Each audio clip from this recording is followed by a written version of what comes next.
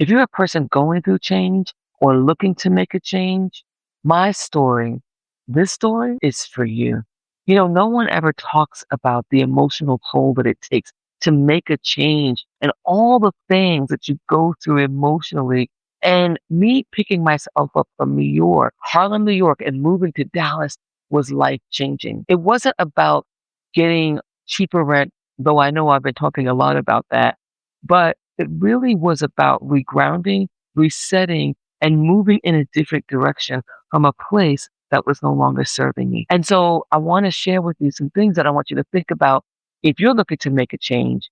So stay with me as I talk you through my story. So Oh, hey, just one more thing. If you're watching this video during the premiere, I'm in the chat right now. So go ahead and jump in the comments field and let's talk while we watch the video together. And for those of you also who don't know who I am Rainey, and this is the Thriving with Rainey channel. it all started when I realized that after 4 years, almost 5 years, I haven't gotten a raise from the company that I actually currently work at. We've gotten a couple of, cost of living increases, few minor small bonuses, but nothing that was going to allow me to sustain my life in New York when the rent keeps going up, the food keeps going up, everything's going up but the paycheck. Can I get an amen? Put an amen in the comments if you agree with me. And so I realized that my paycheck is not going to allow me to sustain myself in New York anymore. My living situation changed. I was staying in an apartment where the person actually had to move back in because the place that I was living in was rent controlled, and I could no longer stay. So I made a choice. I could either look for another apartment, stay in New York and pay an exorbitant amount of rent, and what little paycheck I do have could go to paying to live in a smaller apartment in New York, or I could leave. I made the courageous decision to leave. And so if you're looking to make a change, maybe you're not looking to move to a new city. Maybe you are going through a health journey that you're navigating. Maybe you're looking to make changes in your relationships with your partner or with your friends. A lot of these things take an emotional toll. And so some of the things that I went through were really, really, really hard. And that's why, and I'm going to link the video here so that you can watch it after this video. I wanted you to see the muck, the dirt, the emotional gravity that it takes to start with nothing and then slowly rebuild. And I am telling you this story because you can do it too. And again, it doesn't have to be about moving to a new city. It could be just, again, just about making a new change and pivoting away from a life, a situation, or a circumstance that no longer serves you. There were nights, that I sat here and I thought, did I make the right decision? There were nights that I, felt very alone. I have friends here, but a lot of those folks are going through things, ironically, the same time that I got here. So I actually haven't seen any of the friends that I truly call friends since I've gotten here. I'm in a new state. I'm in a new city. I've got, new things to navigate. For example, in Dallas, I didn't know, and tell me if you know this, if you knew this when you moved here, or if you're thinking about moving here, you should know, for example, that you can choose your electric company. I've lived in Florida, I've lived in Phoenix, I've lived in California. I've never been able to just choose my electric company. So just things like that, just all of the nuances of navigating those kinds of things was so, so heavy. But I gotta tell you, when I made the decision to come, even though I questioned myself in the middle of the night and even sometimes during the day, I knew I was supposed to be here. And so it gave me the strength to push forward. Sometimes it's not about knowing all the answers and knowing that you have all the answers or waiting to have all the answers. It's taking baby steps, or what I like to one doable step, one day at a time, so that you're in movement. I'm a person that likes to know everything. My background or my current role is in operations and IT, project management. I'm a goal oriented person. That's just my mind. I like order. I like to know. I'm a planner. And moving to Dallas was something that was just wild. Like I really didn't have a plan except for I did research, obviously, where I needed to live.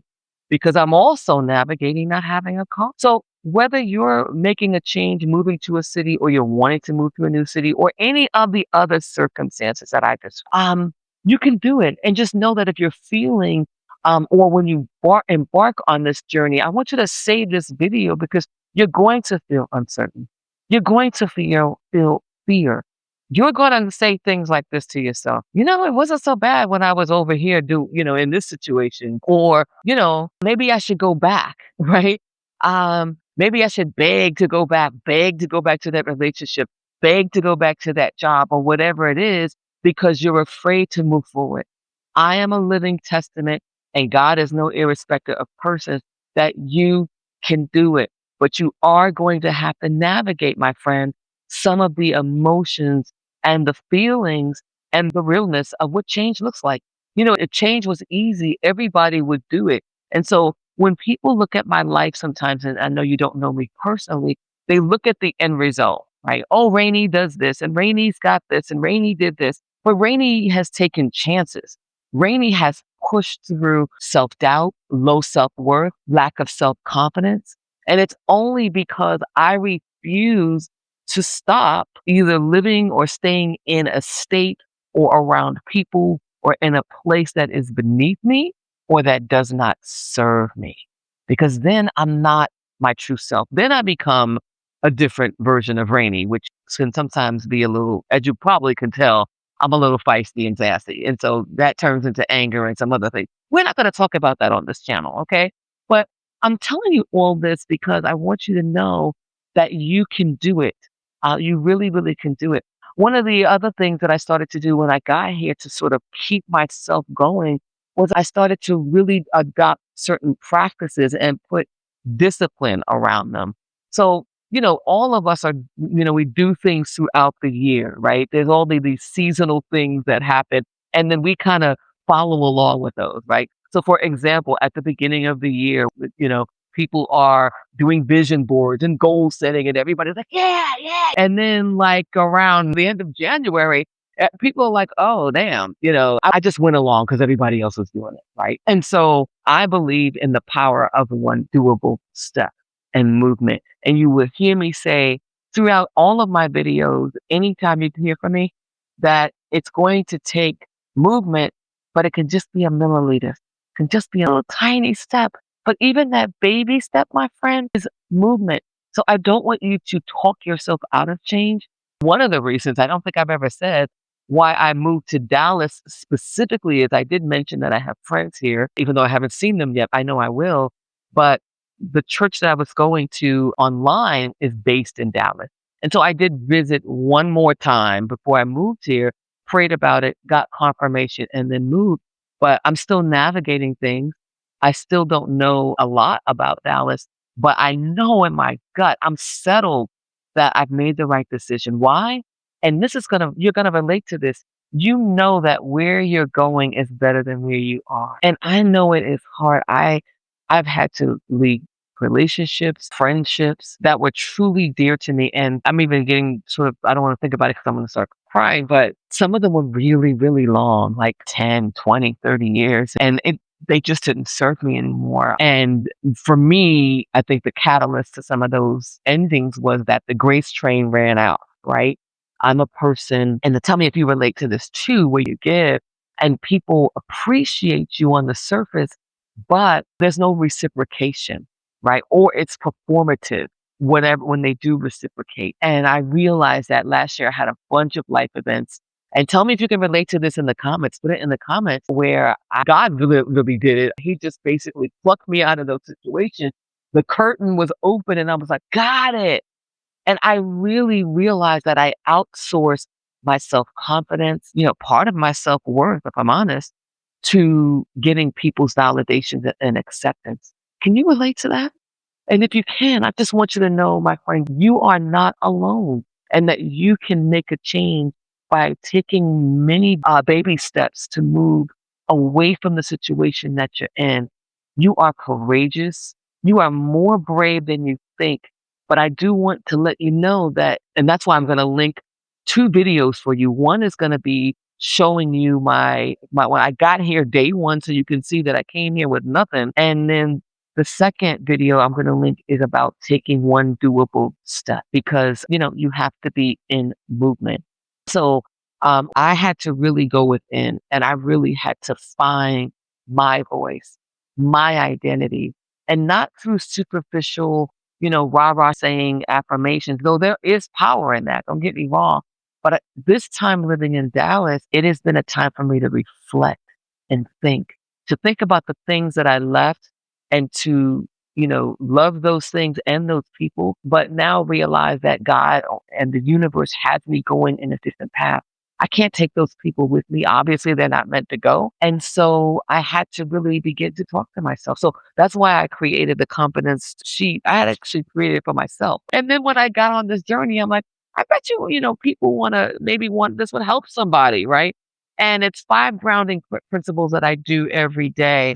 One has to do with connecting with your spiritual center before you get out of bed. And it's basically before you pick up the phone and let the world in, make sure that you're connecting with your spiritual God or whomever you call God, or doing your spiritual practice. Number 2, it's rooting yourself in your identity. And that was a big one for me. It's really telling myself who I am before the world tells me who I am. Because when we wake up in the morning, if you're like me, I grab my cell phone, right? What's in our cell phone? Trash, right? What's going on in the world? What's wrong with you? You're too fat. You're this, that. You live here. You're da da da. Yada yada yada. And there's never any good news in our phone, especially lately. So before I even get exposed to that stuff, so you have to root yourself in your identity and speak out loud so that your brain and your whole body, I know there's a medical term for this, and if you know it, put it in the comments field that ties to the words that come out of your mouth and the connection that it makes to your heart and spirit. The third thing, and this is in the sheet, so definitely make sure you download it. The link is in the description and in the comments field. I want you to ask yourself, and this is the second one that's really huge for me, really, really huge, is to do the next step, practice the next doable step. Some of you are perfectionists. You got to know everything. I got to know where I'm going. I got to know what's going on. What's the plan? Why can't we? I can't. And then you stay paralyzed, or you stay in circumstances that you know are not for you because you don't have all the answers. Well, guess what? You're not going to have all the answers sometimes, my love, but you got to move. You got to trust, especially if you have a spiritual practice or you have something that you rely on that is stronger than you, right? Have more power than you, a higher power. You have got to get in movement, which brings me to practice number 4, which is shifting your energy through movement. So, I work at home. I do this channel from home. I'm on my couch right now. You've got to move, whether that's getting out and taking a walk, or it's, walking up and down in your house, or jumping on a treadmill if you have one. It's movement. It does change your state.